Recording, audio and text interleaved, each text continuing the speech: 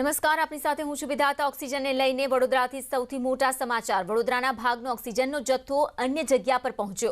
166 metric ton સામે ગઈકાલે 135 ton oxygen મળ્યો હતો. ત્યારે વડોદરાના ભાગનો 18 ટન ઓક્સિજન આણંદ, ખેડા અને ગોધરાને આપવામાં આવ્યો. વડોદરામાં રોજ 166 ટન ઓક્સિજનની જરૂરિયાત રહે છે. તેવામાં ઓક્સિજનનો જથ્થો અન્ય સ્થળ પર પહોંચાડવામાં આવતા આ સામે પણ કેટલાક સવાલો ઊભા કરવામાં આવી રહ્યા છે.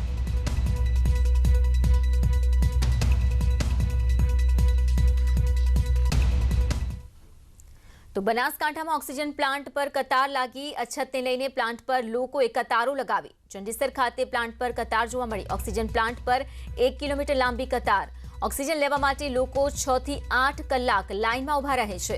દર્દીઓના સગા પોતાના પરિવારજનોના જીવ બચાવવા માટે ઓક્સિજન માટે ફાંફા મારી રહ્યા છે. ખાધા પીધા વગર કલાકો સુધી લાઇનમાં ઉભા રહે છે. લાઇનમાં ઓક્સિજન જ્યાં મેળવવા માટે રાહ જોઈ રહ્યા છે, વલખા મારી રહ્યા છે.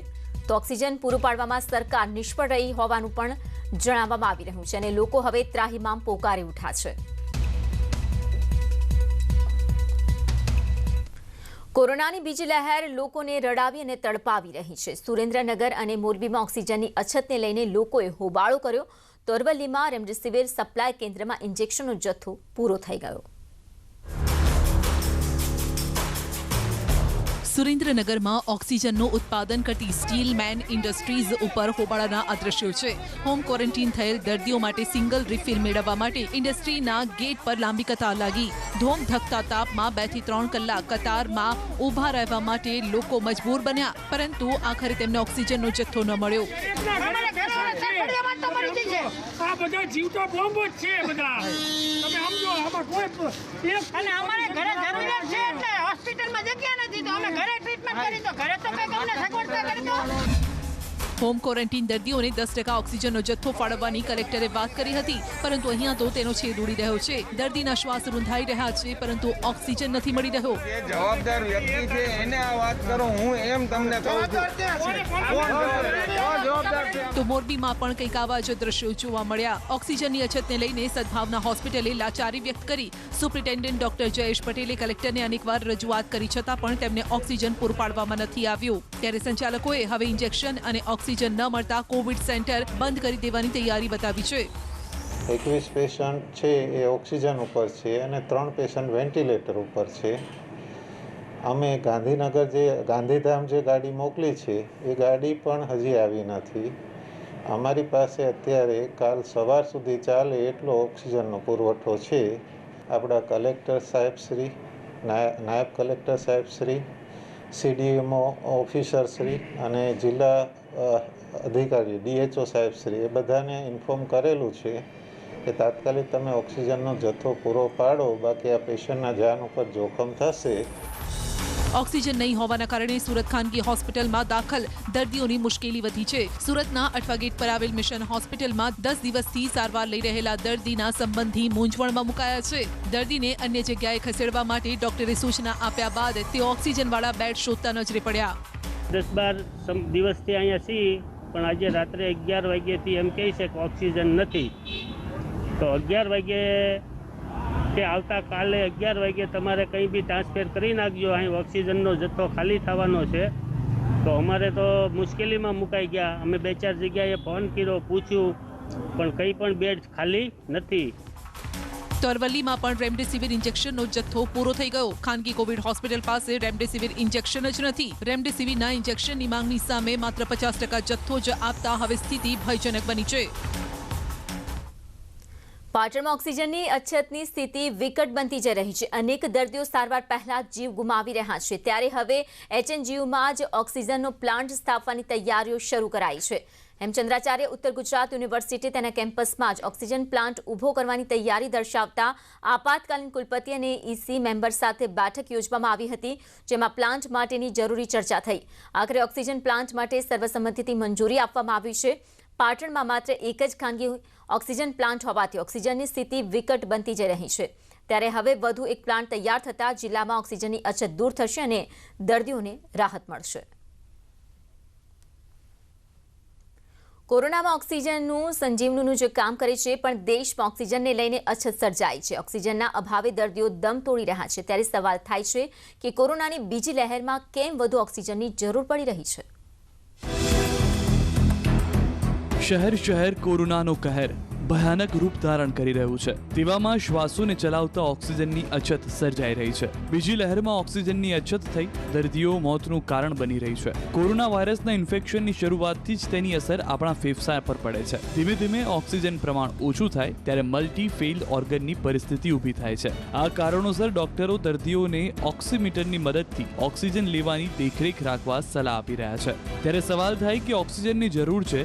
જે દર્દીનું ઓક્સિજન લેવલ 95 થી 100 હોય ત્યારે ઘરે સારવારથી કોરોનાને હરાવી શકે છે. જેમનું લેવલ 80 થી 70 હોય તેમને નાકમાં નળી મૂકી ઓક્સિજન આપી શકાય. જ્યારે વાયરસનો ફેલાવો ફેફસામાં 60-70% હોય ત્યારે ફેફસા સુધી ઓક્સિજન પહોંચાડવા બાયપેપનો ઉપયોગ થાય છે.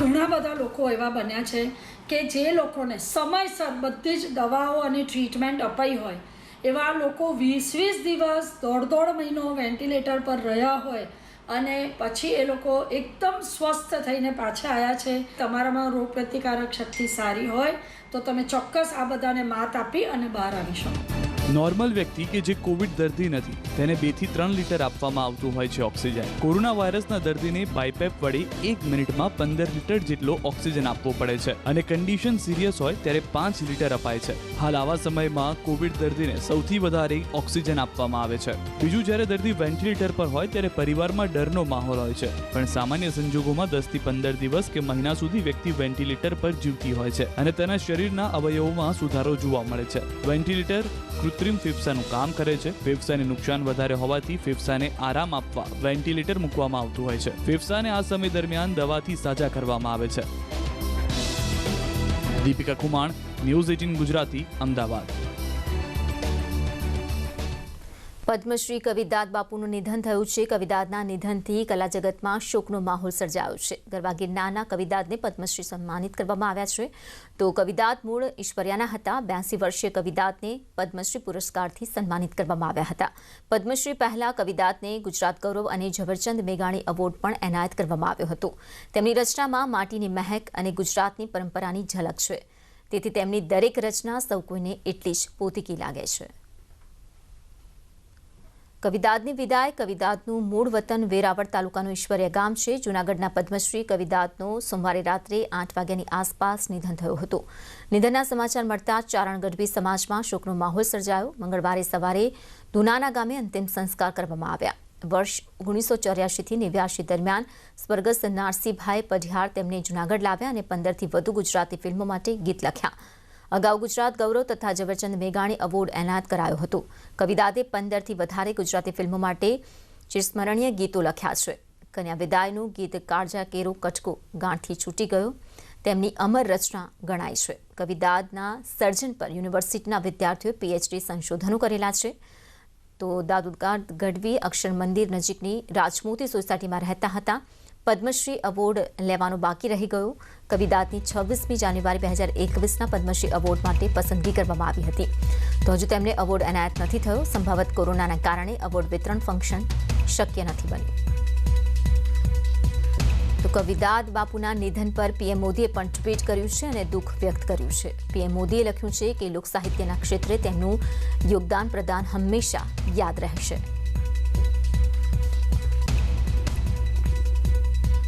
તો અનેક ભજનો અને લોકગીતોનું તેમણે સર્જન કર્યું છે. ત્યારે PM મોદીએ ટ્વીટ કરીને દુઃખ વ્યક્ત કર્યું છે. લોક કવિદાદના નિધન પર શોક વ્યક્ત કર્યો છે અને સાથે સાથે તેઓ હંમેશા દિલમાં જીવંત રહેશે તેમ પણ જણાવ્યું છે.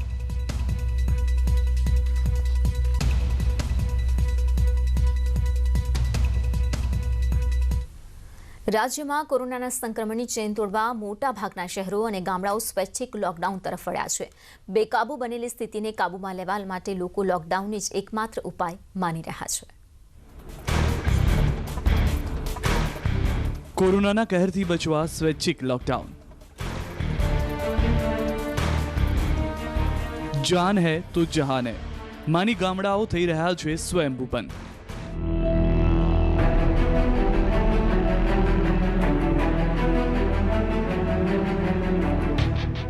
રાજકોટ જિલ્લામાં કોરોનાનું સંક્રમણ બેકાબુ બનતા શહેરનું સોની બજાર એક સપ્તાહ માટે બંધ રાખવાનો વેપારીઓએ નિર્ણય કર્યો.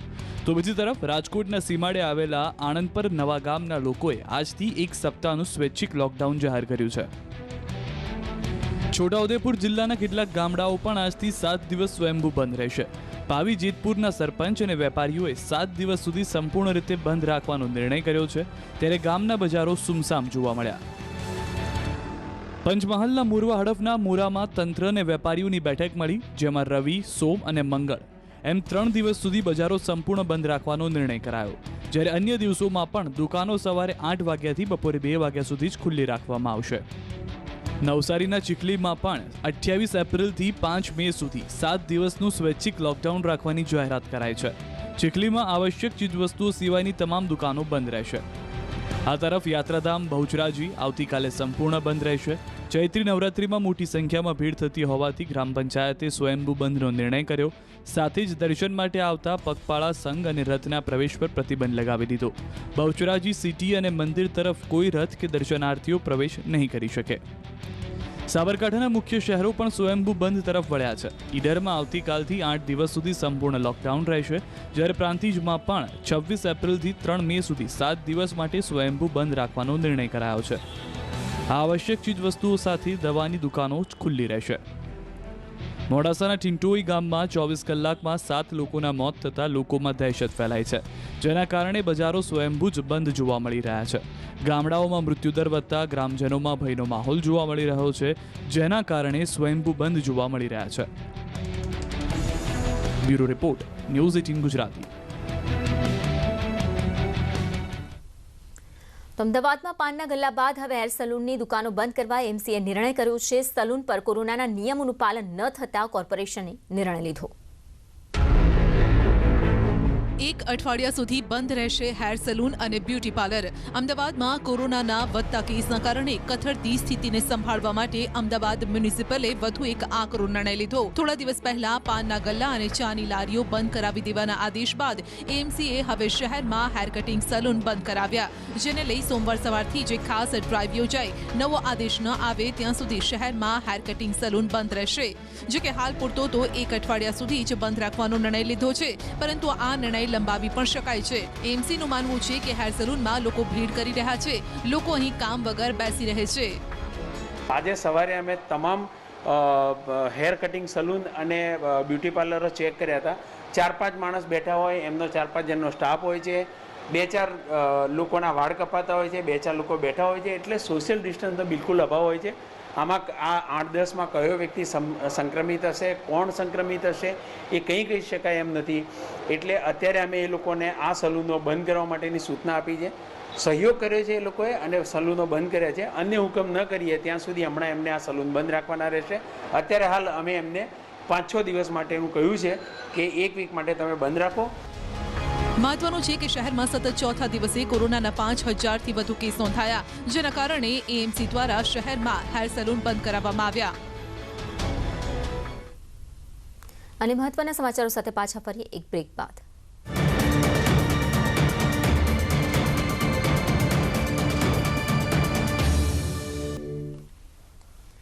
બ્રેક બાદ આગળ વાત કરીએ. નીતિ આયોગના સભ્ય વિકે પોલે લોકોને ચેતવ્યા, હવે ઘરમાં પણ માસ્ક પહેરવું જરૂરી. હવે ઘરમાં માસ્ક પહેરવાનો સમય આવી ગયો. વાયરસ ઘરમાં લોકોને સંક્રમિત કરતો હોવાનું પણ સામે આવી રહ્યું છે, ત્યારે માસ્ક ઘરમાં પણ જરૂરી છે.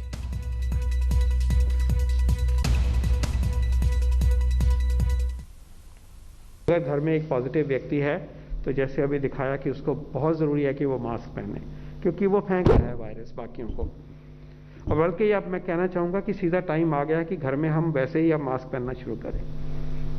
हम बाहर की बात करते थे, लेकिन संक्रमण जैसे है ज़्यादा है तो घर में भी बाई चांस किसी को आ गया है तो जहाँ तक हो के घर में भी जब हम किसी के साथ बैठे हैं तो मास्क लगाएं तो फ़ायदा है. लेकिन डेफिनेटली अगर कोई पॉजिटिव है उसको भी मास्क लगाना है, बाकियों को भी लगाना है, उसको दूसरे कमरों में रखना है. ભારત કોરોનાની બીજી લહેર સામે ઝઝૂમી રહ્યું છે, ત્યાં જ ભારતને દુનિયાના દેશોની મદદ મળી રહી છે. અમેરિકાએ કોવિશિલ્ડ રસીનો કાચો માલ આપવાની તૈયારી દર્શાવી છે. ભારતમાં કોરોનાની બીજી લહેર અને કપરી પરિસ્થિતિ વચ્ચે સરકારે વિવિધ દેશોનો સંપર્ક સાધી અને ઓપરેશન ઓક્સિજન મૈત્રીની શરૂઆત કરી છે, જે અંતર્ગત અમેરિકા, બ્રિટન અને યુએઈએ ભારતને મદદનો હાથ લંબાવ્યો છે. જો બાઇડને ટ્વીટ કરીને લખ્યું છે કે અમેરિકા કોરોના વાયરસના સંકટ સામે લડવા માટે ઉપયોગી સ્વાસ્થ્ય સુવિધાઓ ભારતને પૂરું પાડતું રહેશે. બાઇડને ટ્વીટ કર્યું છે, જેવી રીતે ભારતે ખરા સમયે કોરોના સંકટમાં અમેરિકાની મદદ કરી હતી, તેવી જ રીતે અમે ભારતની મદદ કરવા માટે દ્રઢ છીએ. ફ્રન્ટલાઇન વર્કર્સને બચાવવા અમેરિકા તરફથી તાત્કાલિક સાધનો ઉપલબ્ધ કરાવાશે. રવિવારે અમેરિકાના એનએસએ અને ભારતના એનએસએ અજીત ડોભાલ વચ્ચે ફોન પર વાતચીત થઈ હતી. આ દરમિયાન અમેરિકાએ ભારત પ્રત્યે સહાનુભૂતિ દર્શાવી. જો કે વેક્સિનેશન અભિયાનમાં અત્યાર સુધી અમેરિકા એક મોટો અવરોધ બની ગયું હતું. અમેરિકી રાષ્ટ્રપતિ બાઇડન તરફથી વેક્સિન બનાવવા માટે વપરાતા કાચા માલની નિકાસ પર પ્રતિબંધ મુકાયો હતો. આ જ કારણે વેક્સિન નિર્માતાઓને મોટી તકલીફ પડતી હતી. હવે અમેરિકાએ ભારતને રાહત આપી છે. સાથે જ અમેરિકાએ કહ્યું છે કે ભારતને વેક્સિન બનાવવા માટે એવા દરેક કાચા માલની સપ્લાય કરશે જેની જરૂર છે. આ તરફ યુકેએ ભારતને કોરોના સામે લડવા માટે 600 જેટલા મેડિકલ સાધન આપવાની જાહેરાત કરી છે. 120 વેન્ટિલેટર સહિતના સાધનો તે ઉપલબ્ધ કરાવશે. मुश्किल के इस वक्त में यूके भारत के साथ हैं.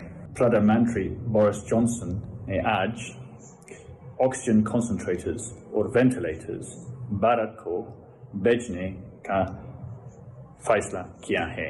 कोरोना को हराने के इस जंग में यूके भारत के साथ कंधे से कंधा.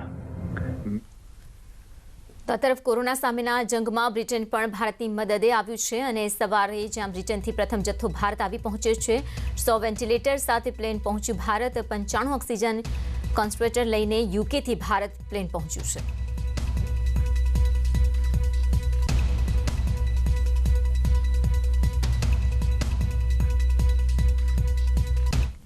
નેટવર્ક 18 સુનિશ્ચિત કરવા માંગે છે કે દરેક ભારતીયોને કોરોનાની રસી મળે. રસીકરણ સામે જાગૃતતા લાવવા માટે નેટવર્ક 18 અને ફેડરલ બેંકની પહેલ સંજીવની એ શોર્ટ ઓફ લાઈફને સપોર્ટ કરો. Expert Apollo 24/7.